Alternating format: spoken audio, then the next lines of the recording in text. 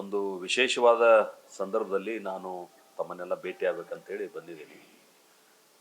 ಭಾರತೀಯ ಆಹಾರ ನಿಗಮ ಅಂತಂದ್ರೆ ಒಂದು ಚಿತ್ರಣ ಜನರಿಗೆ ಹೆಂಗೆ ಬರ್ತಿತ್ತು ಅಂತಂದ್ರೆ, ಹಳೇದು ಯಾವುದೋ ಒಂದು ಸೋರುವಂಥ ಗೋಡಾವನ, ಚೀಲ್ ಹರಿದಂಥ ಆ ಗೋಡಾವನದೊಳಗೆ ಸನ್ನಿವೇಶ, ಆ ಗೋಡಾವನದೊಳಗೆ ಎಲ್ಲೋ ಹೆಗ್ಗನ ಇಲಿ ಓಡಾಡುವಂಥ ಸಂದರ್ಭ ನಮ್ಮ ಕಣ್ಣೆದುರಿಗೆ ಬರ್ತಾ ಇರ್ತು ಅಂತ ಒಂದು ಸಂದರ್ಭ ಇತ್ತು ಈ ಹಿಂದೆ. ಅದನ್ನು ಜನನೂ ಅದೇ ರೀತಿನ ಅದ ಅಂಥೇಳಿ ಇನ್ನೂ ಮುಂದುವರಿಬಾರ್ದು ಅನ್ನುವಂಥ ಕಾರಣದಿಂದ ಇವತ್ತು ಏನು ಬದಲಾವಣೆ ಆಗಿದೆ FCI ಅನ್ನುವಂಥದ್ದನ್ನು ತಮ್ಮ ಮೂಲಕ ರಾಜ್ಯದ ಜನರಿಗೆ ಹೇಳ್ಬೇಕನ್ನುವಂಥ ಒಂದು ಪ್ರಯತ್ನವನ್ನು ನಾನು ಮಾಡ್ತಾ ಇದ್ದೇನೆ. ಈಗಾಗಲೇ ಮೈಸೂರು ವಿಭಾಗದಲ್ಲಿ, ಶಿವಮೊಗ್ಗ ವಿಭಾಗದಲ್ಲಿ, ಬೆಂಗಳೂರು ವಿಭಾಗದಲ್ಲಿ, ಈಗ ಬೆಳಗಾವಿ ವಿಭಾಗದಲ್ಲಿ ಈ ರೀತಿಯಾದಂಥ ಸಭೆಗಳನ್ನು ಮಾಡಿ ಅಲ್ಲಿಯೂ ಕೂಡ ಮಾಧ್ಯಮದ ಮಿತ್ರರನ್ನ ಭೇಟಿಯಾಗಿ ಎಲ್ಲ ಸಂಗತಿಗಳನ್ನು ತಿಳಿಸ್ತಕ್ಕಂಥ ಕೆಲಸ ನಾವು ಮಾಡಿದ್ದೀವಿ. ಇವತ್ತು ನಿಮಗೊಂದು ವಿಶೇಷ ಸಂಗತಿ ಹೇಳ್ಬೇಕಂತಂದ್ರೆ, ಬೆಳಗಾವಿ ಜಿಲ್ಲೆಯ ನಮ್ಮದೇನು ಬೆನ್ಕನಹಳ್ಳಿ ಅದ, ಬೆನ್ಕನಹಳ್ಳಿಯೊಳಗಿರುವಂಥ ಭಾರತೀಯ ಆಹಾರ ನಿಗಮದ ಡಿಪೋ ಸೌತ್ ಇಂಡಿಯನ್ ಇದರೊಳಗನೆ ಅಂದ್ರೆ ದಕ್ಷಿಣ ರಾಜ್ಯಗಳಲ್ಲಿ ಅತ್ಯುತ್ತಮ ಡಿಪೋ ಅಂಥೇಳಿ ಇತ್ತೀಚೆಗೆ ಕೇಂದ್ರ ಸರ್ಕಾರದಿಂದ ಒಂದು ಪ್ರಶಸ್ತಿಯನ್ನು ಅದು ಪಡ್ಕೊಂಡದ. ಯಾವುದು? ಬೆನ್ಕನಹಳ್ಳಿಯ ಡಿಪೋ. ಸುಮಾರು 24,000 ಟನ್ ಅಲ್ಲಿ ಸಂಗ್ರಹ ಆಗ್ತದೆ ಇಡೀ ಜಿಲ್ಲೆಗೆ ಪೂರೈಕೆ ಮಾಡುವಂಥ ದೃಷ್ಟಿಯಿಂದ. ಅದನ್ನು ಹೊರತುಪಡಿಸಿ ನಮ್ಮದು ಇಲ್ಲಿ ಇದು ಯಾವ ಏರಿಯಾ ಇದು? ಆಟೋನಗರದಲ್ಲೂ ಕೂಡ ಗೋಡೌನ್ ಇದೆ. ಬೇರೆ ಬೇರೆ ಕಡೆ ಗೋಡೌನ್ಗಳದಾವ. ಅಲ್ಲೇ 24,000 ಟನ್ ಗೋಡೌನ್. ಆ ಗೋಡೌನ್ಗೆ ದಕ್ಷಿಣ ರಾಜ್ಯಗಳಲ್ಲೇ ಅತ್ಯುತ್ತಮ ಗೋಡೌನ್ ಅಂತಕ್ಕಂಥದ್ದು ಒಂದು ಪ್ರಶಸ್ತಿ ಕೊಟ್ಟಿರುವಂಥದ್ದನ್ನು ನಾನು ಬೆಳಗಾವಿ ಜಿಲ್ಲೆಯ ಹೆಮ್ಮೆ ಅಂತ ಹೇಳಲಿಕ್ಕೆ ನಾನು ಬಯಸ್ತೇನೆ. ಅದ್ರ ಜೊತೆಗೆ ಭಾರತೀಯ ಆಹಾರ ನಿಗಮದ ಲಾಸ್ ಏನಿತ್ತಂದ್ರೆ ಭಾಳ ದೊಡ್ಡ ಪ್ರಮಾಣ ಲಾಸ್ ಆಗ್ತಿತ್ತು. ಅಂದ್ರೆ ಖರೀದಿ ಮಾಡ್ಕೊಂಡು ತಂದು ಸ್ಟಾಕ್ ಮಾಡಿ ಆ ಸ್ಟಾಕ್ ಪಾಯಿಂಟ್ದಿಂದ ವಾಪಸ್ ಅದು PDSಗಳಿಗೆ ಹೋಗೋ ತನಕ ಸೋರಿಕೆ ಭಾಳ ಆಗ್ತಾಯಿತ್ತು. ಆದ್ರೆ ತಮಗೆಲ್ಲ ಅತ್ಯಂತ ಖುಷಿ ಕೊಡ್ತಕ್ಕಂಥ ಒಂದು ಸಂಗತಿ ಅಂದ್ರೆ, ಕಳೆದ 5 ವರ್ಷಗಳ ಅವಧಿಯಲ್ಲಿ, ನಾನು ಅಧ್ಯಕ್ಷರಾಗಿ 6 ವರ್ಷ ಆಗಿದೆ, ಕಳೆದ 5 ವರ್ಷಗಳ ಅವಧಿಯಲ್ಲಿ ಶೂನ್ಯ ಸೋರಿಕೆ, ಅಂದ್ರೆ ಒಂದು ಕಾಳು ಎಕ್ಸ್ಟ್ರಾ ಅಲ್ಲಿ ಲಾಸ್ ಆಗಿಲ್ಲ ಅನ್ನುವಂಥದ್ದನ್ನು ಈ ಸಂದರ್ಭದಲ್ಲಿ ಅತ್ಯಂತ ಅಭಿಮಾನದಿಂದ ತಮಗೆ ಹೇಳಲಿಕ್ಕೆ ನಾನು ಬಯಸ್ತೇನೆ. ಅಂದ್ರೆ ಅಲ್ಲಿ ಏನು ನಾವು ಗೋಡೌನ್ದಾಗ ಸ್ಟಾಕ್ ಮಾಡ್ತೀವಿ, ಸ್ಟಾಕ್ ಪಾಯಿಂಟ್ನಾಗೂ ಲಾಸ್ ಇಲ್ಲ, ಅಲ್ಲಿಂದ ಟ್ರಾನ್ಸ್ಪೋರ್ಟೇಷನ್ದಾಗೂ ಲಾಸ್ ಇಲ್ಲ. PDSಗೆ ಹೋಗೋ ತನಕನೂ ಪೂರ್ಣ ವ್ಯವಸ್ಥಿತವಾಗಿ ಏನು ತೂಕದ ಆ ತೂಕ ಹೋಗ್ತದೆ, ಮತ್ತು ಕ್ವಾಂಟಿಟಿ ಕ್ವಾಲಿಟಿ ಇವೆರಡದ್ರೊಳಗೆ ನೋ ಕಾಂಪ್ರಮೈಸ್, ಜೀರೋ, ಅಂದರೆ ಶೂನ್ಯ ಇದನ್ನು ನಾವು ಮಾಡಿದ್ದೀವಿ, ತಂದಿಟ್ಟಿದ್ದೀವಿ ಅನ್ನುವಂಥದ್ದು ಕೂಡ ತಮ್ಮ ಗಮನಕ್ಕೆ ತರ್ತಾ ಇರ್ತೀನಿ. ಮತ್ತು ವಿಶೇಷವಾಗಿ ಇನ್ನೊಂದು ಅಂಶವನ್ನು ನಾನು ತಮ್ಮ ಗಮನಕ್ಕೆ ತರಬೇಕಂದ್ರೆ, ಭಾರತೀಯ ಆಹಾರ ನಿಗಮ ಹುಟ್ಟಿದಾಗಿಂದ ಕರ್ನಾಟಕ ರಾಜ್ಯದೊಳಗೆ ಏನು ಆಹಾರಗಳನ್ನು ಪರ್ಚೇಸ್ ಮಾಡಿ, ಧಾನ್ಯಗಳನ್ನು ಪರ್ಚೇಸ್ ಮಾಡಿ ಡಿಸ್ಟ್ರಿಬ್ಯೂಷನ್ ಮಾಡ್ತಿದ್ದೀವಿ, ಸರ್ವಕಾಲಿಕ ದಾಖಲೆ ಅನ್ನುವಂಗೆ 54.5 ಲಕ್ಷ ಮೆಟ್ರಿಕ್ ಟನ್ ಆಹಾರ ಧಾನ್ಯಗಳನ್ನು ಸಂಗ್ರಹಿಸಿದ್ದೀವಿ. ಇಲ್ಲಿ ತನಕ ಏನು ನಾವು ಸಂಗ್ರಹ ಮಾಡಿದ್ದೀವಿ ಅದೆಲ್ಲದರ ರೆಕಾರ್ಡ್ ಮುರಿದು ಇವತ್ತು ಹೈಯೆಸ್ಟ್ ಆಹಾರ ಧಾನ್ಯಗಳನ್ನು ನಾವು ಸಂಗ್ರಹ ಮಾಡಿದ್ದೀವಿ ಅನ್ನುವಂಥದ್ದನ್ನು ಕೂಡ ಈ ಸಂದರ್ಭದಲ್ಲಿ ನಾನು ತಮ್ಮ ಗಮನಕ್ಕೆ ತರಲಿಕ್ಕೆ ಬಯಸ್ತೇನೆ. ಮತ್ತು ನಾವೇನು ಮಾಡಿದ್ದೀವಿ ಇತ್ತೀಚೆಗೆ ಅಂತಂದ್ರೆ, ಏನು ಗೋಡೌನ್ ಇದ್ದು ಆ ಗೋಡೌನ್ಗಳು ಮ್ಯಾನ್ಯುವಲ್ ಆಗಿ ಹ್ಯಾಂಡಲ್ ಆಗ್ತಿದ್ವು. ಅಂದ್ರೆ ರಿಪೋರ್ಟ್ ಕೈಲೇ ಬರಿತಿದ್ರು, ಅವೇನು ಬರಿತಿದ್ದು ಅದಕ್ಕೆ ಕರೆ ಆಗ್ತಿತ್ತು. ಈಗ ಹಂಗಲ್ಲ, ಆ ಗೋಡೌನ್ಗೆ ಒಂದು ಟ್ರಕ್ ಬಂದು ನಿಂತಂದ್ರೆ ಕಾಟ ಮೇಲೆ ಅದು ಡಿಜಿಟಲ್ ಆಗಿ ಆಟೋಮೆಟಿಕ್ ರೆಕಾರ್ಡ್ ಆಗಿಬಿಡ್ತದೆ. ನಮ್ಮ ಕಂಪ್ಯೂಟರ್ನಲ್ಲಿ ಕಾಟದ ಮೇಲೆ ಬಂದಿದ್ದನ್ನು ಯಾರೂ ಮ್ಯಾನ್ಯುವಲ್ ಬರೆಯುವಂಥದ್ದಿಲ್ಲ, ಅದರ ತೂಕ ರೆಕಾರ್ಡ್ ಆಗಿಬಿಡ್ತದೆ ಕಂಪ್ಯೂಟರ್ ಮೇಲೆ. ಅದು ಒಂದು ವಿಶೇಷ ಇರುವಂಥದ್ದು. ಮತ್ತು ಅಲ್ಲಿ ನಾವು CCTVಗಳನ್ನು ಹಾಕಿದ್ದೀವಿ. ಯಾರು ಬಂದರು, ಯಾರು ಹೋದ್ರು, ಗೋಡೌನ್ದಾಗ ಯಾರು ಎಂಟ್ರಿ ಆಗಿದ್ರು ಅನ್ನುವಂಥದ್ದು ಕೂಡ CCTV ಕ್ಯಾಮ್ರಾದೊಳಗೆ ದಾಖಲೆ ಆಗುವಂಥದ್ದು. ಮತ್ತು ಇನ್ನೊಂದು ಏನು ಮಾಡಿದ್ವು ಅಂದ್ರೆ, ಇಲಿ ಹೆಗ್ಗಣ ಒಂದು ವೇಳೆ ಗೋಡೌನ್ದಾಗ ಬಂದ್ರೆ ಅಲಾರಾಮ್ ಆಗಿಬಿಡ್ತದೆ. ಆ ಆಧುನಿಕ ತಂತ್ರಜ್ಞಾನಗಳನ್ನು ಉಪಯೋಗ ಮಾಡಿ ಅಲಾರಾಮ್ ಮಾಡುವಂಥದ್ದನ್ನು ಕೂಡ ಇವತ್ತು ಕೆಲವು ಕಡೆ, ಎಲ್ಲ ಕಡೆ ಆಗಿಲ್ಲ, ಕೆಲವು ಕಡೆ ಅದನ್ನು ಕೂಡ ನಾವು ಅಳವಡಿಕೆ ಮಾಡಿದ್ದೀವಿ. ಅದ್ರ ಜೊತೆಗೆ ವೆದರ್ ಕಂಡೀಷನ್, ಅಂದ್ರೆ ನಮ್ದು ಏನಾಗ್ತದೆ, ಸ್ಮಾರ್ಟ್ ವೇರ್ಹೌಸ್ ಅಂತ ಕರಿತೀವಿ ಅದನ್ನು. ಯಾವುದು ಇವೆಲ್ಲ ಇಲಿ ಹೆಗ್ಗಣ ಬಂದಿದ್ದಕ್ಕೆ ಸೌಂಡ್ ಮಾಡುವಂಥದ್ದು ಇರ್ಬೋದು, ಮತ್ತು ವೇಬ್ರಿಡ್ಜ್ ಮೇಲೆ ಗಾಡಿ ಹೋದ ಕೂಡಲೇ ತೂಕ ಎಂಟ್ರಿ ಆಗುವಂಥದ್ದು ಇರ್ಬೋದು, CCTV ಕ್ಯಾಮ್ರಾಗಳ ಮೂಲಕ ದಾಖಲೆ ಮಾಡುವಂಥದ್ದು ಇರ್ಬೋದು, ಮತ್ತು ಅಲ್ಲಿ ಗೋಡೌನ್ದೊಳಗೆ ಆಮ್ಲಜನಕ ಮತ್ತು ಇಂಗಾಲ ಡೈಆಕ್ಸೈಡ್ ಅದರದ್ದು ವೇರಿಯೇಷನ್ ಆಗೋದ್ರಿಂದನೂ ಆ ಆಹಾರ ಧಾನ್ಯಗಳ ಕಳಪೆ ಮಟ್ಟದ್ದಾಗ್ತಾವೆ, ಅಂದ್ರೆ ಅದ್ರ ಕ್ವಾಲಿಟಿ ಹಾಳಾಗ್ತದೆ. ಆ ಕ್ವಾಲಿಟಿ ಹಾಳಾಗಬಾರ್ದು ಅನ್ನುವಂಥ ಕಾರಣದಿಂದ ಆ ವೆದರ್ ಫ್ಲಕ್ಚುಯೇಷನ್ ಆತಂದ್ರೆ ಅದಕ್ಕೂ ಕೂಡ ಅಲಾರಾಮ್ ಆಗ್ತದೆ. ಅಂದ್ರೆ ಆಮ್ಲಜನಕ ಕಡಿಮೆ ಆದ್ರೂ ಅಲಾರಾಮ್ ಆಗ್ತದೆ. ನಮ್ಮದು ಇಂಗಾಲ ಡೈಆಕ್ಸೈಡ್ ಕಡಿಮೆ ಆದ್ರೂ ನಿಮ್ದು ಅಲಾರಾಮ್ ಆಗ್ತದೆ. ಆ ರೀತಿ ಅಲಾರಾಮ್ ಆಗ್ತಕ್ಕಂಥ ವ್ಯವಸ್ಥೆಯನ್ನು ಜಾರಿಗೆ ತರೋದ್ರ ಮುಖಾಂತರ ಅಲ್ಲಿ ಯಾವುದೇ ಆಹಾರ ಧಾನ್ಯಗಳಿಗೆ ಹುಳ ಹತ್ತೋದಾಗಲಿ ಅಥವಾ ವೆದರ್ ಕಂಡೀಷನ್ದಿಂದ ಅದು ಕಪ್ಪಾಗೋದಾಗಲಿ, ಅದು ಏನಂತೀರಿ ನೀವು, ನೀರಿನ ಅಂಶ ಬರೋದಾಗಲಿ, ಇದು ಯಾವುದೇ ರೀತಿ ಆಗದಂಥ ಒಂದು ವ್ಯವಸ್ಥೆಗಳನ್ನು ಇತ್ತೀಚೆಗೆ ನಾವು ಬೇರೆ ಬೇರೆ ಸಿಸ್ಟಮ್ಗಳಲ್ಲಿ ಅಳವಡಿಸುವಂಥದ್ದನ್ನು ನಾವು ಮಾಡ್ತಾ ಇದ್ದೀವಿ. ಮತ್ತು ಈ ಎಲ್ಲ ಅಂದರೆ ಒಟ್ಟು ಅಲ್ಲಿ ಸೆಕ್ಯೂರಿಟಿ ಇರ್ಬೋದು, ಅಲ್ಲಿ ಮ್ಯಾನೇಜ್ಮೆಂಟ್ ಇರ್ಬೋದು, ಅಲ್ಲಿ ವೇರ್ಹೌಸ್ನಿಂದ ಲೋಡ್ ಮಾಡೋದು ಅನ್ಲೋಡ್ ಮಾಡೋದು ಇರ್ಬೋದು, ಈ ಎಲ್ಲ ವ್ಯವಸ್ಥೆಯನ್ನು ಮಾಡಿದಂಥದ್ದು ಒಟ್ಟೇನು ನಮ್ಮದು FCI ಟೀಮ್ ಅದ, ಇದೆಲ್ಲ ಕೆಲಸಕ್ಕೂ ಅವರು ಭಾಳ ದೊಡ್ಡ ಸಹಕಾರ ಕೊಟ್ಟರು ಅನ್ನುವಂಥ ಕಾರಣದಿಂದ ಕಾರಣ ಆಗಿದೆ. ಇದು ಎಲ್ಲದಕ್ಕೂ ಟೀಮ್ ಲೀಡರ್ ಆಗಿ ಶ್ರೀಯುತ BO ಮಹೇಶ್ವರಪ್ಪ ಅವರು, ಇಲ್ಲೇ ಕರ್ನಾಟಕದವರು, ಅವರು ಆಲ್ ಇಂಡಿಯಾ ಲೆವೆಲ್ದ ಬೇರೆ ಬೇರೆ ಜಿಲ್ಲೆ ಟೂರ್ ಮಾಡ್ತಾ ಇದ್ರು, ಬೇರೆ ರಾಜ್ಯದೊಳಗೆ ಕೆಲಸ ಮಾಡ್ತಾ ಇದ್ರು. ನಾವು ವಿನಂತಿ ಮಾಡಿದ ನಂತರ ಅವ್ರು ಬಂದು, ಮಹೇಶ್ವರಪ್ಪ ಅವರು ಇಲ್ಲಿ ಕರ್ನಾಟಕ ರಾಜ್ಯದ ಜನರಲ್ ಮ್ಯಾನೇಜರ್ ಆಗಿ ಭಾಳ ದೊಡ್ಡ ಉತ್ತಮ ಕಾರ್ಯವನ್ನು ಅವ್ರ ನೇತೃತ್ವದ ಟೀಮ ಈಗ ಹೆಂಗೆ ಹೊಂಗಲ್ ಅವರು ಹುಬ್ಳಿ ಡಿವಿಷನ್ಗೆ ಅದಾರ, ಭಕ್ತವತ್ಸಲಂ ಅವರು ಶಿವಮೊಗ್ಗ ಡಿವಿಷನ್ಗೆ ಅದಾರ, ಅದೇ ರೀತಿ ಮೈಸೂರು ಡಿವಿಷನ್, ಬೇರೆ ಬೇರೆ ಒಂದು 6 ಡಿವಿಷನ್ಗಳು, ನಮ್ಮ 6 ಡಿವಿಷನ್ಗಳಿಗೆ ಇದ್ದಂಥ ಮ್ಯಾನೇಜರ್ಗಳು ಮತ್ತು ಅವ್ರ ತಂಡ ಭಾಳ ಅತ್ಯುತ್ತಮ ಕೆಲಸವನ್ನು ಮಾಡಿದ ಕಾರಣದಿಂದ ಈ ವ್ಯವಸ್ಥೆ ಜಾರಿಗೆ ತರಲಿಕ್ಕಾಗಿದೆ. ಇದನ್ನು ಯಾಕೆ ನಾನು ಹೇಳ್ತಾ ಇದ್ದೀನಿ ಅಂತಂದ್ರೆ, ದಿನನಿತ್ಯ ಜನರ ಹೊಟ್ಟೆ ತುಂಬಿಸ್ತಕ್ಕಂಥ ಕೆಲಸ ಏನದ ಭಾರತೀಯ ಆಹಾರ ನಿಗಮ ಒಳ್ಳೆಯ ಆಹಾರಗಳನ್ನು ಕೊಡ್ತಕ್ಕಂಥ ಕೆಲಸ ಮಾಡ್ತಾ ಇದೆ. ಇದು ಕೂಡ ಒಳ್ಳೆಯದನ್ನು ಮಾಡಿದಾಗ ನಾವು ಶ್ಲಾಘನೆ ಮಾಡಿದರೆ ಆ ತಂಡ ಇನ್ನೂ ಮುಂದೆ ಒಳ್ಳೆಯ ಕೆಲಸ ಮಾಡ್ತದೆ ಅನ್ನುವಂಥದ್ದನ್ನು ತಮ್ಮ ಮೂಲಕ ರಾಜ್ಯದ ಜನರಿಗೆ ತರಲಿಕ್ಕೆ ನಾನು ಬಯಸ್ತೇನೆ. ಅವರಿಗೆ ಅಭಿನಂದನೆಗಳನ್ನು ಕೂಡ ಹೇಳಲಿಕ್ಕೆ ನಾನು ಬಯಸ್ತೇನೆ. ಅದ್ರ ಜೊತೆಗೆ ಇನ್ನೊಂದು ವಿಷಯವನ್ನು ನಾನು ತಮ್ಮ ಗಮನಕ್ಕೆ ತರಬೇಕಾಗ್ತದೆ. ಏನಂತಂದ್ರೆ, ಈ ಆಹಾರ ಬೆಳೆಯವರು ಯಾರು? ರೈತರು. ರೈತರ ನೆರವಿಗೆ ಸರ್ಕಾರಗಳು ಬರಬೇಕಾಗ್ತದೆ. ಇವತ್ತು ಉದಾಹರಣೆ, ಕರ್ನಾಟಕ ಸರ್ಕಾರ ಕೇಂದ್ರ ಸರ್ಕಾರದ ನೆರವಿನ MSP ಬೆಂಬಲ ಬೆಲೆ ಏನು ಆಹಾರ ಧಾನ್ಯಗಳನ್ನು ಖರೀದಿ ಮಾಡಬೇಕಾಗಿತ್ತು, ಕರ್ನಾಟಕದಲ್ಲಿ ಯಾವ ಪ್ರಮಾಣದಲ್ಲಿ ಖರೀದಿ ಮಾಡಬೇಕಾಗಿತ್ತು ಆ ಪ್ರಮಾಣದಲ್ಲಿ ಖರೀದಿ ಮಾಡಿಲ್ಲ. ಗೋವಿನ ಜೋಳ ಅಂತೂ ಇಲ್ಲಿ ಖರೀದಿ ಮಾಡಲಿಕ್ಕೆ ಹೋಗಲಿಲ್ಲ. 2400 ರೂಪಾಯಿ ನಮ್ಮದು ಕನಿಷ್ಠ ಬೆಂಬಲ ಬೆಲೆ ಘೋಷಣೆ ಅದ. ಮಾರ್ಕೆಟ್ನಾಗ 1700 1800 ಮಾರಿದಾಗೂ ಕೂಡ 600 ರೂಪಾಯಿ ಡಿಫ್ರೆನ್ಸ್ ಮಾಡಿ ರೈತರು ಮಾರ್ಕೊಂಡ್ರು. ಆದ್ರೆ ಇಲ್ಲಿ ಖರೀದಿ ಕೇಂದ್ರಗಳು ತೆಗಿಲಿಲ್ಲ. ದಕ್ಷಿಣ ಕರ್ನಾಟಕದಲ್ಲಿ ಒಂದು ಸ್ವಲ್ಪ ಖರೀದಿ ಮಾಡಿದ್ರು, ವರ್ಷದಕ್ಕಿಂತ ಹೆಚ್ಚು ಮಾಡಿದ್ದಾರೆ. ದಕ್ಷಿಣ ಕರ್ನಾಟಕದಾಗ ವರ್ಷದಕ್ಕಿಂತ ಹೆಚ್ಚು ಮಾಡಿದ್ದನ್ನು ನಾನು ಸ್ವಾಗತ ಮಾಡ್ತೀನಿ. ಸುಮಾರು 2,57,000 ಜನ ರಾಗಿ ಬೆಳೆಗಾರರು ದಾಖಲೆ ಮಾಡ್ಕೊಂಡಿದ್ರು. ಸುಮಾರು ಆ ರಾಗಿ ಬೆಳೆಗಾರರದು 5,69,000 ಟನ್ ಖರೀದಿ ಮಾಡಿದ್ದಾರೆ ಅಲ್ಲಿ. ಆಮೇಲೆ ಈ ಕಡೆ ಯಾವುದಿದು ರಾಯಚೂರು ಅಂದ್ರೆ ಹೈದರಾಬಾದ್ ಕರ್ನಾಟಕ, ನಾವೇನಂತೀವಿ ಅದಕ್ಕೆ ಕಲ್ಯಾಣ ಕರ್ನಾಟಕ ಭಾಗದೊಳಗೆ ಜೋಳ ಖರೀದಿ ಮಾಡಿದ್ದಾರೆ. ಜೋಳ ಖರೀದಿ ಮಾಡಬೇಕಾಗಿದ್ದು 5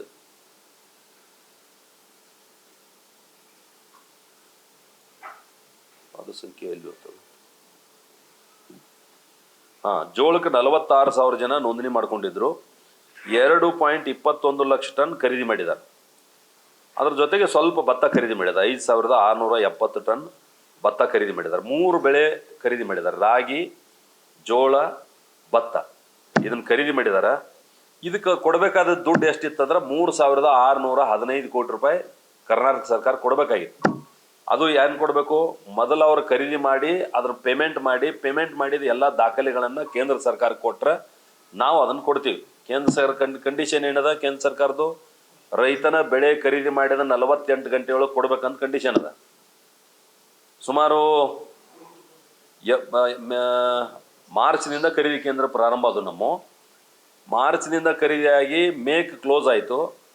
ಈಗ ನಾವು ಜುಲೈಗೆ ಬಂದೀವಿ, ಇನ್ನೂ 30% ಮಾತ್ರ ಬಿಡುಗಡೆ ಮಾಡಿದ್ದಾರೆ. ಹಣ 1,200 ಕೋಟಿ ಬಿಡುಗಡೆ ಮಾಡಿದ್ದಾರೆ. 3,600 ಕೋಟಿ ರೂಪಾಯಿ ಬಾಕಿ ಅದ. ಅಂದ್ರೆ 30% ಮಾತ್ರ ಅವರು ಹಣವನ್ನು ಬಿಡುಗಡೆ ಮಾಡಿದ್ದಾರೆ. 48 ಗಂಟೆ ಬಿಡುಗಡೆ ಮಾಡುವಂಥದ್ದು ಆಗಿಲ್ಲ. ನಾನು ಇದನ್ನು ಯಾಕೆ ಹೇಳ್ತಾ ಇದ್ದೀನಿ ಅಂದ್ರೆ, ಈ ವರ್ಷ ಮಳೆ ಭಾಳ ಕಡಿಮೆ ಆಗೋದ್ರಿಂದ ಬೆಳೆ ಭಾಳ ಕಡಿಮೆ ಬರ್ತದ. ಜಲಾಶಯಗಳಲ್ಲಿ ನೀರಿನ ಪ್ರಮಾಣ ಅಷ್ಟಿಲ್ಲ. ಹೀಗಾಗಿ ರೈತರನ್ನ ಅಲರ್ಟ್ ಮಾಡಿ ಸಣ್ಣ ಬೆಳೆಗಳಿಗೆ ನಾವು ಹೋಗುವಂಥದ್ದು ಕೃಷಿ ಇಲಾಖೆ ಮಾಡ್ಯದ. ಈಗಾಗಲೇ ನಾವು ವಿನಂತಿ ಮಾಡ್ಕೊಂಡು ನೀವು ನೋಡಿದ್ರಿ ಇದ್ರ ಮೀಟಿಂಗ್ದಾಗೆಲ್ಲ ವಿನಂತಿ ಮಾಡಿದ ನಾವು ಎಜುಕೇಟ್ ಮಾಡಿ ರೈತರನ್ನ ಎಣ್ಣೆ ಬೆಳೆಗೆ ಹೋಗ್ಲಿ ಅಂತೇಳಿ, ಪಲ್ಸಸ್ ಹೋಗ್ಲಿ ಜಾಸ್ತಿ ಅಂತೇಳಿ.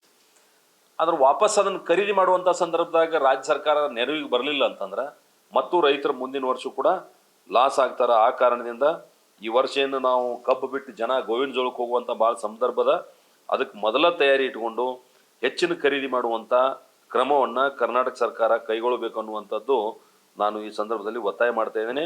ನಾನು ಯಾಕೆ ಈಗ ಒತ್ತಾಯ ಮಾಡ್ತಾ ಇದ್ದೀನಿ ಅಂತಂದ್ರೆ, ಕರ್ನಾಟಕ ಸರ್ಕಾರ ಹೊಸ ಮುಖ್ಯಮಂತ್ರಿಗಳನ್ನ ತಗೊಂಡು ಒಂದು ಒಳ್ಳೆ ವೇಗದಾಗ ಹೊಂಟದಂತ ಅನಿಸ್ತದ. ಆದ್ರೆ ರೈತರನ್ನ ನಿರ್ಲಕ್ಷ್ಯ ಮಾಡ್ಯಾರ ಅಂತ ನನಗೆ ಕಂಡು ಬರ್ತಾ ಇದೆ. ಯಾಕಂತಂದ್ರೆ ಇಲ್ಲಿ ತನಕ ಕೃಷಿ ಸಚಿವರಿಲ್ಲ, ಇಲ್ಲಿ ತನಕ ಹಾರ್ಟಿಕಲ್ಚರ್ ಮಿನಿಸ್ಟರ್ ಇಲ್ಲ, ಇಲ್ಲಿ ತನಕ ಮಾರ್ಕೆಟಿಂಗ್ ಫೆಡರೇಷನ್, ಯಾಕಂದ್ರೆ ನಾವು ಖರೀದಿ ಮಾಡ್ಬೇಕಂದ್ರೆ ಮಾರ್ಕೆಟಿಂಗ್ ಮಿನಿಸ್ಟರ್ ಬೇಕಾಗ್ತಾರೆ, ಅವರಿಲ್ಲ. ವೆಟರ್ನರಿ ಮಿನಿಸ್ಟರ್ ಇಲ್ಲ. ಅಂದ್ರೆ ಸಂಪೂರ್ಣ ಕೃಷಿ ಕ್ಷೇತ್ರವನ್ನ ಈ ಸರ್ಕಾರ ನಿರ್ಲಕ್ಷ್ಯ ಮಾಡ್ಯದ. ಅದನ್ನ ಮಾಡಬಾರ್ದು. ತಕ್ಷಣ ಎಚ್ಚೆತ್ಕೊಂಡು ಈ ಎಲ್ಲಾ ಇಲಾಖೆಗಳನ್ನ ಜೀವ ತುಂಬಿಸಿ, ಈಗೇನು ನಮ್ಮ ಬರಗಾಲ ಬರ್ಬೋದು ಅಥವಾ ಮಳೆ ಕಡಿಮೆ ಆಗ್ಬೋದು, ಆ ಇದಕ್ಕ ಪೂರ್ವ ಸಿದ್ಧತೆ ಮಾಡ್ಕೊಳ್ಬೇಕು ಅನ್ನುವಂಥ ಒತ್ತಾಯವನ್ನ ತಮ್ಮ ಮೂಲಕ ನಾನು ಮಾಡಲಿಕ್ಕೆ ಬಯಸ್ತೇನೆ. ಅದ್ರ ಜೊತೆಗೆ ಇನ್ನೊಂದು ವಿಷಯ ತಮ್ಮ ಗಮನಕ್ಕೆ ತರ್ತೇನೆ. ಪಡಿತರ ವ್ಯವಸ್ಥೆ ಯಾರು ಬಿಲೋ ಪಾವರ್ಟಿ ಲೆವೆಲ್ ಅದಾರ ಅವ್ರಿಗೆ ಕೊಡ್ಲೇಬೇಕು ಕಡ್ಡಾಯವಾಗಿ ಒಂದು, ಅಥವಾ ಅಂತ್ಯೋದಯದಾಗರೆ ನಾವು ಕೊಡಬೇಕು. ಬೇರೆ ಬೇರೆ ಸ್ಕೀಮ್ ಅದಾವ. ಅಂದ್ರೆ ಆ ಸ್ಕೀಮಿಗೆ ಕೊಡುವಂಥ ಸಂದರ್ಭದೊಳಗೆ ಇವರೊಂದೇನೋ ಇತ್ತೀಚೆಗೆ ಕರ್ನಾಟಕ ಸರ್ಕಾರ ಒಂದು ಸುತ್ತೋಲೆ ಹೊರಡಿಸದ, ನಾನು ಓದಿದೆ ಅದನ್ನು. ಈ PDS ಯಾರು SC ST ಜನ ಬರ್ತಾರೋ ಅವ್ರಿಗೆಲ್ಲ ಸರ್ಟಿಫಿಕೇಟ್ ತಗೊಳ್ರಿ ಅಂತ ಕಂಡು ಬಿದ್ದಾರೆ. ಅರೆ, ನೀವು ಆಹಾರ ಧಾನ್ಯ ಕೊಡುವಾಗ ಜಾತಿ ಕೇಳುವಂಥ ಸಮಸ್ಯೆನೇ ಬರೋದಿಲ್ಲ. ಯಾರು ಬಡವದನ ಅವ್ನು ಕೊಡ್ಬೇಕು ಅಷ್ಟೇ, ಜಾತಿ ಕೇಳುವಂಥ ಸಂದರ್ಭ ಬರೋದಿಲ್ಲ. ಯಾಕೆ ಸರ್ಕಾರ ಆ ಸಾಹಸ ಮಾಡ್ಯದ ಗೊತ್ತಿಲ್ಲ. ಅದನ್ನ ನಾವು ವಿರೋಧಿಸ್ತೀವಿ. ಅದನ್ನ ನಿಲ್ಲಿಸ್ಬೇಕು. ಯಾವುದೇ ಕಾರಣಕ್ಕೂ PDSದಾಗ ಜಾತಿ ಸರ್ಟಿಫಿಕೇಟ್ ಕೇಳುವಂಥ ಅವಶ್ಯಕತೆ ಇಲ್ಲ. ಈಗಾಗಲೇ ಸುತ್ತೋಲೆ ಚೀಫ್ ಸೆಕ್ರೆಟರಿ ಹೊಡಿಸಿದ್ದಾರೆ. ಅದನ್ನ ಹಿಂದೆ ತಗೋಬೇಕು ಅನ್ನುವಂಥ ಆಗ್ರಹವನ್ನು ತಮ್ಮ ಮೂಲಕ ನಾನು ವಿನಂತಿ ಮಾಡ್ತೇನೆ. ಮತ್ತು ಅವೈಜ್ಞಾನಿಕವಾಗಿ ಮೊದಲೇನು ಹೇಳಿದ್ರು ಅಂದ್ರೆ ಏನು ಹೆಂಗಿರ್ತದ, ಒಬ್ಬ ವ್ಯಕ್ತಿಗೆ ಒಂದು ತಿಂಗಳಿಗೆ ಎಷ್ಟು ಅಕ್ಕಿ ಬೇಕಂತೇಳಿ ವೈಜ್ಞಾನಿಕವಾಗಿ ಸಾಬೀತಾಗ್ಯದ. ಅದರ ಆಧಾರದ ಮೇಲೆ ಸನ್ಮಾನ್ಯ ಮಾಜಿ ಮುಖ್ಯಮಂತ್ರಿ ಸಿದ್ದರಾಮಯ್ಯನವರು ನಾನು 10 kg ಅಕ್ಕಿ ಕೊಡ್ತಾನಂತ ಹೇಳಿದ್ರು. 5 kg ಕೊಡಾಕತ್ತಾರ. 5 kg ನಮ್ದು ಅದ. ಪ್ರಧಾನಮಂತ್ರಿ ಗರೀಬ್ ಅನ್ನ ಕಲ್ಯಾಣ ಯೋಜನೆ ಕೆಳಗಡೆ ನಾವು 5 kg ಕೊಡ್ತಾ ಇದ್ದೀವಿ. ಅವ್ರು 10 kg ಕೇಳಿ 5 kg ಕೊಡ್ತಾ ಇದ್ರು. ಅದನ್ನು ಕೂಡ ಸಮರ್ಪಕವಾಗಿ ಮಾಡೋಕ್ಕಾಗ್ತಾ ಇಲ್ಲ. ಈಗೇನು ಬೆನ್ನತ್ತಾರೆ ಅಂದ್ರೆ ನಾವು ಇಂದಿರಾ ಕಿಟ್ ಕೊಡ್ತೀವಿ ಅಂತ ಬೆನ್ನತ್ತಾರೆ. ಆ ಇಂದಿರಾ ಕಿಟ್ಟು ಜಾರಿ ಮಾಡೋಕ್ಕಾಗಿಲ್ಲ. ಆದ್ರೆ ಅದು ಅವೈಜ್ಞಾನಿಕ ಐತಿ. ಯಾಕೆ ಅವೈಜ್ಞಾನಿಕ ಐತಿ ಅಂದ್ರೆ, ನನಗೇನು ಅನ್ನ ಬೇಕು ಅಷ್ಟು ಅನ್ನ ನೀವು ಕೊಟ್ಟರೆ ಅದನ್ನು ಸರಿ ಮಾಡ್ಕೋತಾನೋ. ಆದ್ರೆ ಇಂದಿರಾ ಕಿಟ್ಟದೊಳಗೆ ಬೇರೆ ಬೇರೆ ಕೊಡ್ತು ಅಂತ ಹೇಳ್ತಾರೆ. ಎಣ್ಣೆ ಕೊಡ್ತೀವಿ, ಸಕ್ರೆ ಕೊಡ್ತೀವಿ, ಇನ್ನೂ ಏನೋ ಕೊಡ್ತೀವಿ ಅಂತೇಳಿ. ಅಂದ್ರೆ ಅವ್ನ ರಿಕ್ವೈರ್ಮೆಂಟ್ ಏನಿದೆ ನಿಮ್ಗೆ ಹೆಂಗೆ ಗೊತ್ತು? ಆ ಕುಟುಂಬಕ್ಕೆ ಎಷ್ಟು ಎಣ್ಣೆ ಬೇಕು, ಎಷ್ಟು ಸಕ್ರೆ ಬೇಕು, ಎಷ್ಟು ಉಪ್ಪು ಬೇಕು, ಅದನ್ನೇ ನೀವು ಕೇಳಿದಿರಾ, ಸರ್ವೆ ಮಾಡಿದಿರಾ? ಈ ರೀತಿ ಅವೈಜ್ಞಾನಿಕವಾದಂಥ ಯೋಜನೆಗಳನ್ನು ಜಾರಿಗೆ ತರೋದಕ್ಕಿಂತ ಏನು ಮಾತು ಕೊಟ್ರಿ, ಮಾತು ಕೊಟ್ಟಂಗ 5 kg ಅಕ್ಕಿ ಕೊಡ್ರಿ, ಮತ್ತು ಅದನ್ನು ಅನ್ನಭಾಗ್ಯ ಮತ್ತೊಮ್ಮೆ ಅದನ್ನು ಪುನರ್ ಪರಿಶೀಲನೆ ಮಾಡಿರಿ ಇಂದಿರಾ ಕಿಟ್ ಬದಲಾಗಿ ಅನ್ನುವಂಥದ್ದು ಕೂಡ ತಮ್ಮ ಮೂಲಕ ನಾನು ಆಗ್ರಹ ಮಾಡ್ಲಿಕ್ಕೆ ಬಯಸ್ತೇನೆ.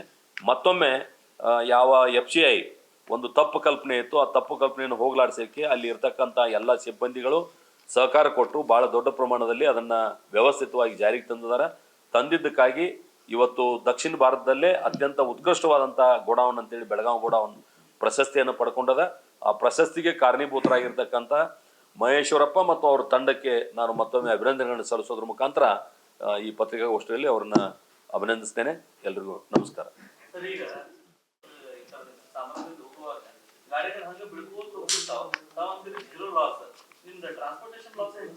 ಅಲ್ಲ, ನೀವು ಒಂದು ತಪ್ಪು ತಿಳ್ಕೊಂಡ್ರಿ. ಇದು ಏನಾಗ್ಯದ ಅಂದ್ರೆ, ಸ್ಟೇಟ್ ವೇರ್ಹೌಸ್ ಕಾರ್ಪೊರೇಷನ್ ಅದ, ಅವ್ರದ್ದು ಗೋಡೌನ್ ಅದಾವ. ಸ್ಟೇಟ್ ವೇರ್ಹೌಸ್ ಕಾರ್ಪೊರೇಷನ್ ಅವರು ಮೇಂಟೈನ್ ಮಾಡ್ತಾರೆ. ಆಮೇಲೆ ನಮ್ದು ಯಾವುದಿದು ಕರ್ನಾಟಕ ಆಹಾರ ಇಲಾಖೆ ಅದ, ಅವರು ಗೋಡೌನ್ ಮೇಂಟೈನ್ ಮಾಡ್ತಾರೆ. ಯಾವ ಗೋಡೌನ್ ಯಾವ ಇದರಿಂದ ಬಿದ್ದೋ ಅದನ್ನ ನೋಡಿ. ಇಲ್ಲ, ನೀವು ಇವತ್ತು ಫ್ರೀ ಇದ್ರಿ ಅಂದ್ರೆ ನಿಮ್ಮನ್ನ ಬೆನಕಲ್ಲಿಗೆ ಹೋಗಿ ಕರ್ಕೊಂಡು ಹೋಗ್ತಾನೆ ಬೇಕಾರೆ. ನೀವು ಒಂದ್ಸಲ ಗೋಡೌನ್ ನೋಡಿ ನಿಮ್ಗೆ ಅಂದಾಜು ಬರ್ತದೆ.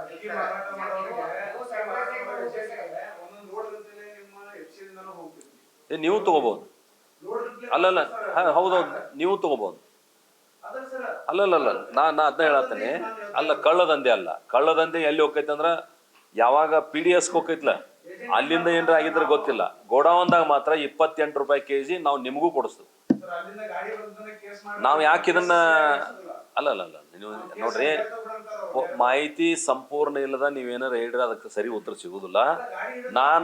ನಾನು ಕಳೆದ 6 ವರ್ಷದಿಂದ FCI ಚೇರ್ಮನ್ ಆಗಿ ಇದನ್ನೆಲ್ಲ ಅವಲೋಕನ ಮಾಡಿದ್ದೀನಿ. ನನ್ನ ತಲೆಯಾಗೂ ಹಿಂಗೆ ಇತ್ತು. ಹರಕ ಚೀಲ, ಹೆಗ್ಗಣ, ಇಲಿ, ಹಳಿ ಗೋಡಾವನ, ಅಲ್ಲಿ ಸೋರುದ, ಅಲ್ಲಿ ಸೋರಿದ್ದೆಲ್ಲ ಕಾಳು ಹಾಳಾಗ್ತಾವು. ದಯವಿಟ್ಟು ನೀವು ಫ್ರೀ ಇದ್ರಿ ಅಂದ್ರೆ ನಾ ಇವತ್ತು ನಿಮ್ಮನ್ನ ಕರ್ಕೊಂಡು ಹೋಗ್ತಾನೆ ಅಲ್ಲಿ, ನೀವು ನೋಡ್ರಿ, ನಿಮ್ಗೊಂದು ಅಂದಾಜು ಬಂದ್ಬಿಡ್ತದೆ. ಒಂದು. ಎರಡನೇದ್ದು, ನಾವು ಗೋಡೌನ್ದಿಂದನ ಅಕ್ಕಿ ನೇರವಾಗಿ ಯಾಕೆ ಒಂದು ಲಿಮಿಟ್ ಮಾಡಿದ್ದು, ಮಿನಿಮಮ್ 50 kg, ಮ್ಯಾಕ್ಸಿಮಮ್ ಎಷ್ಟಂದ್ರೆ 9 ಟನ್ ನಾವು ಅಂದ್ರೆ ಅಷ್ಟು ಮಾರಬಹುದಾದಂಥ ವ್ಯವಸ್ಥೆ ಇಟ್ಕೊಂಡಿವಿ. ಮತ್ತು ಹೆಂಗೆ ಇಟ್ಕೊಂಡಿವಿ, 1.5 ವರ್ಷದ ಆಹಾರ ಧಾನ್ಯಗಳನ್ನು ನಾವು ಸಂಗ್ರಹ ಮಾಡ್ಬೇಕಂತೇಳಿ ರೂಲ್ಸ್ ಅದ. ಆ ರೂಲ್ಸ್ ಪ್ರಕಾರ 1.5 ವರ್ಷಕ್ಕೆ ಬೇಕಾದಂಥದ್ದು ಇಟ್ಕೊಂಡು ಹೆಚ್ಚುವರಿ ಏನು ಬರ್ತದಲ್ಲ ಅದನ್ನೆಲ್ಲ ನಾವು FCI ಕೂಡ ಲಾಭದಾಗ ಬರ್ಬೇಕನ್ನುವಂಥ ಕಾರಣದಿಂದ ವ್ಯಾಪಾರಸ್ಥರಿಗೂ ಅದನ್ನ ಮಾರ್ತೀವಿ. ಈಗ ನೀವು ಇಷ್ಟೆಲ್ಲ ಕಾಳಜಿ ಮಾಡ್ತೀರಿ, ಈಗ ಹಾಸ್ಟೆಲ್ ಅಲ್ಲಿ ಇಲ್ಲಿ ನೋಡಿದ್ರ ಅಲ್ಲಿ ಅಕ್ಕಿ ಒಳಗೆ ಹುಳ ಅದಾವು, ಅವ್ರು ಇಟ್ಕೋ ತಪ್ಪು ಇಟ್ಕೊಂಡ್ರೆ ಇಲ್ಲ. ನಾನು ಅದಕ್ಕೆ ಹೇಳತ್ತೀನಿ, ನಮ್ಮ ಗೋಡೌನ್ ಭೇಟಿ ಕೊಡ್ರಿ. ನಮ್ಮ ಗೋಡೌನ್ದಿಂದ ಹೊರಗೆ ಹೋದ್ಮೇಲೆ ನಮ್ಮ ಜವಾಬ್ದಾರಿ ಏನದ. ನಮ್ಮ ಗೋಡೌನ್ಗೆ ಬರ್ರಿ, ನಮ್ಮ ಗೋಡೌನ್ದಾಗ ಒಂದು ಹುಳ ಒಂದು ಏನ್ರ ನಿಮ್ಗೆ ಸಿಕ್ತಂದ್ರೆ ನೀವೇನು ಹೇಳ್ತೀರಿ ಅದನ್ನ ಕೇಳ್ತಾನೆ. Thank you sir.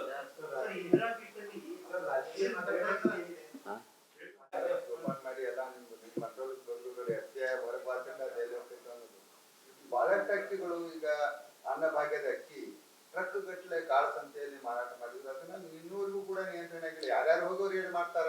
FCI ಜವಾಬ್ದಾರಿ ಮಕಂದವ್ರ FCI ಜವಾಬ್ದಾರಿ ಏನಂದ್ರ, ಒಂದು ಒಟ್ಟು ಫಲಾನುಭವಿಗಳು ಎಷ್ಟು ಅನ್ನೋದು ನಮ್ಮ ಕಡೆ ಲೆಕ್ಕ ಅದ. ಒಬ್ಬ ಫಲಾನುಭವಿಗೆ 5 kg ಅಂತೆ ನಾವೇನು ವಿತರಣೆ ಮಾಡ್ಬೇಕಾಗಿದೆ ಕೇಂದ್ರ ಸರ್ಕಾರ, ನಾವು ಅದನ್ನ ಸಂಗ್ರಹ ಮಾಡ್ತೀವಿ. ಸಂಗ್ರಹ ಮಾಡಿ ಅದನ್ನ PDSಗೆ ಮುಟ್ಟಿಸೋ ತನಕ ನಮ್ಮ ಜವಾಬ್ದಾರಿ ಅದ. PDS ಮುಟ್ಟಿಸಿದ ನಂತರ ಅದು ಮುಂದೆ ಅದು ಎಲ್ಲಿ ವ್ಯಾಪಾರ ಆಗ್ತೈತಿ ಏನಾಕೈತಿ ಅದು ಕರ್ನಾಟಕ ಸರ್ಕಾರ ಅದ್ರ ಜವಾಬ್ದಾರಿ ತಗೋ. 6 ಇಲಾಖೆ ಅದ. ನಿನ್ನ ಫುಡ್ ಇಡಿನೂ ಬಂದಿರಿ ನಮ್ಮ ಮೀಟಿಂಗ್, ಫುಡ್ ಕಾರ್ಪೊರೇಷನ್ ಕಮಿಷನರು ಬಂದಿರ್ತಾರೆ ನಮ್ಮ ಮೀಟಿಂಗ್. ನಾವು ಬೆಂಗಳೂರು ಮೀಟಿಂಗ್ ಮಾಡಿದಾಗ ಇಲ್ಲಿ ದೂರನ್ನ ರಿಕ್ವೆಸ್ಟ್ ಮಾಡಕತ್ರ ಅವರು. Food corporation, food commissioner, food secretary ನಮ್ಮ ಮೀಟಿಂಗ್ ಬಂದಾರ. ಅಲ್ಲೆಲ್ಲ ಭಾಳಷ್ಟು ವಿಷಯಗಳನ್ನ ಅವ್ರ ಮುಂದೆ ನಾವು ಹೇಳಿದ್ದೀವಿ.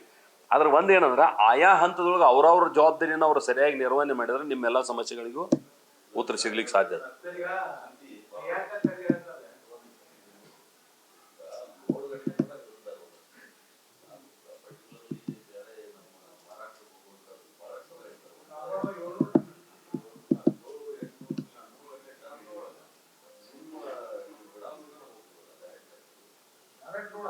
ಇಲ್ಲ, ನಾವೇನು ಮಾಡಿದ್ವಿ ಗೊತ್ತೇನ್ರಿ, ಈಗ ಟ್ಯಾಗ್ ಮಾಡಿದ್ವು ಅದಕ್ಕೆ.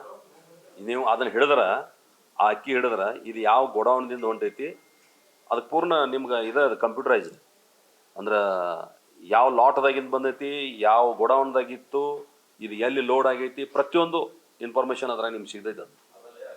ಅದಕ್ಕೆ ನಾ ಏನು ಹೇಳೋದು, ನೀವು ಇವತ್ತು ಏನ್ರ ಫ್ರೀ ಇದ್ರೆ ಒಂದ್ಸಲ ನೀವು ನೋಡ್ರಿ, ಐಡಿಯಾ ಬಂದ್ಬಿಡ್ತೀನಿ. ಯಾರು ಕೊಡೋದು? ನಮ್ಮ GM ಅದಾರ, ಅವರ ಮಾತಾಡ್ತಾರೆ. ನಮ್ಮ ಜನರಲ್ ಮ್ಯಾನೇಜರ್ ಒಂದು 2 ನಿಮಿಷ ಮಾತಾಡ್ತಾರೆ.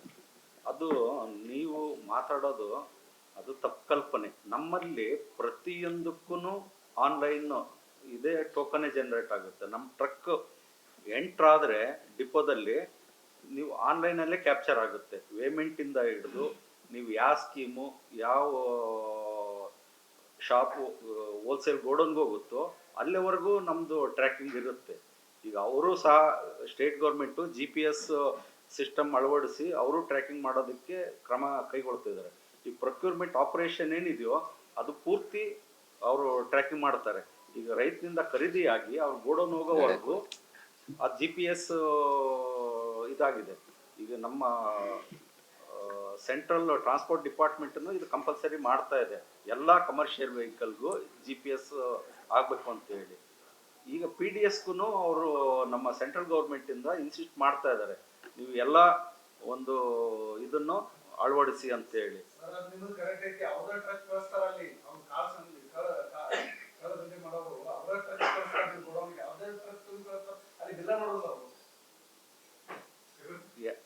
ಯಾರು ಬಿಲ್ ಮಾಡೋದಿಲ್ಲ ಅಂತ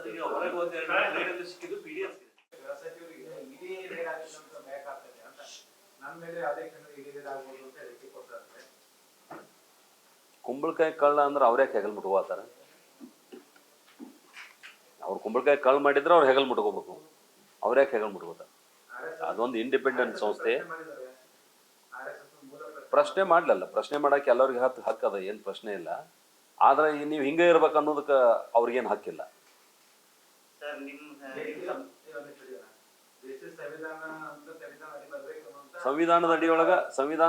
ಸಂವಿಧಾನವನ್ನ ನಂಬಿದವರು RSS ದವ್ರು ಅಷ್ಟು ನಂಬಿದವ್ರು, ಉಳಿದವ್ರು ಯಾರು ಇಲ್ಲ ನನಗೆ ಅನಿಸ್ತದ. ಅಷ್ಟು ನಂಬಿದ್ದಾರೆ. ಸಂವಿಧಾನ ವಿರೋಧಿ ಚಟುವಟಿಕೆ ಏನು ಮಾಡಿಲ್ಲ ಅವರು.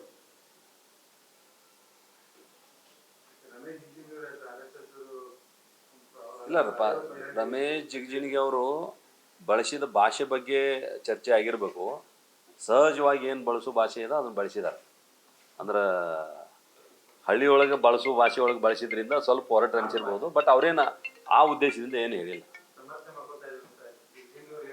ಅದು ಹೇಳಿಕೆ ಸಮರ್ಥನೆ ಅನ್ನೋದಕ್ಕಿಂತ ಆ ಹೇಳಿಕೆ ಹಿಂದಿನ ಭಾವನೆ ಅರ್ಥ ಮಾಡ್ಕೊಂಡು ಅಷ್ಟೆ. ಈಗ ನಾವು ಹಳ್ಳ್ಯಾಗ ಸಹಜ ಅಂತವಲ್ರಿ, ಸಹಜವಾಗಿ ನಾವು ಹಳ್ಳ್ಯಾಗ ಏನು ಬೇಕಾದ್ ಮಾತಾಡ್ತಿರ್ತೀವಿ. ಅಸಂವಿಧಾನಿಕ ಭಾಷೆಗಳನ್ನು ಉಪಯೋಗ ಮಾಡ್ತಾರೆ ಹಳ್ಳ್ಯಾಗ. ಹಂಗಂತ ಯಾರು ಸಿಟ್ಟು ತಿಳ್ಕೊತಾರ?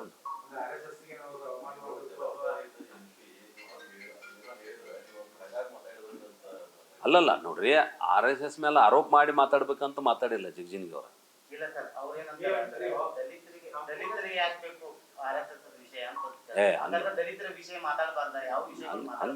ಹಂಗಂದಿಲ್ಲ. ನಾ ಏನು ಸಮರ್ಥನೆ ಮಾಡ್ಕೊಂಡಿಲ್ಲ. ಭಾಷೆ ಅವ್ರ ಭಾಷೆ ಹಂಗದ ಅಂತ ಹೇಳಿದ್ವಿ.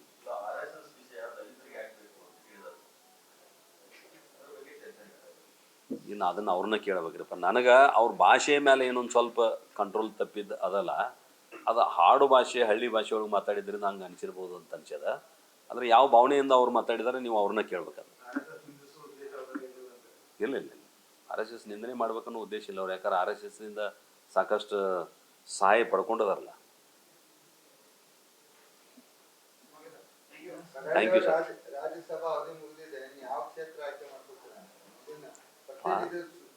ನೋಡ್ರಿ, ಇದು ಹೆಂಗದ, ಒಂದು ಸಂಘಟನೆ ಒಳಗದು. ನಾವು ಭಾರತೀಯ ಜನತಾ ಪಾರ್ಟಿ ಸಂಘಟನೆ ಒಳಗದು. ಪಾರ್ಟಿ ಹೈಕಮಾಂಡ್ ಆ ಸಂದರ್ಭದಾಗ ಏನು ನಿರ್ಣಯ ತಗೋತೈತೆ ಅದನ್ನು ಸ್ವಾಗತ ಮಾಡ್ಬೇಕಾಗತ್ತೆ. ಈಗ ನಾವು ವೈಯಕ್ತಿಕವಾಗಿ ನಾವು ಚಾಯ್ಸ್ ಮಾಡ್ಕೊಂಡು ಅಂದ್ರೆ ಅಲ್ಲ, ನಾನು ನೋಡ್ರಿ ನಿಲ್ಲವ್ರಷ್ಟು ವರ್ಕ್ ಮಾಡೋದು ಇರೋದಿಲ್ಲ. ಸಂಘಟನೆ ತನ್ನ ಕೆಲಸ ತಾ ಮಾಡ್ತಿರ್ತದ. ಕ್ಯಾಂಡಿಡೇಟ್ ಘೋಷಣೆ ಆದ ನಂತರ ಅದ ಸಂಘಟನೆ ಎಲೆಕ್ಷನ್ ಗೆಲ್ಲುವ ಕೆಲಸನೂ ಮಾಡ್ತಾರೆ. Thank you.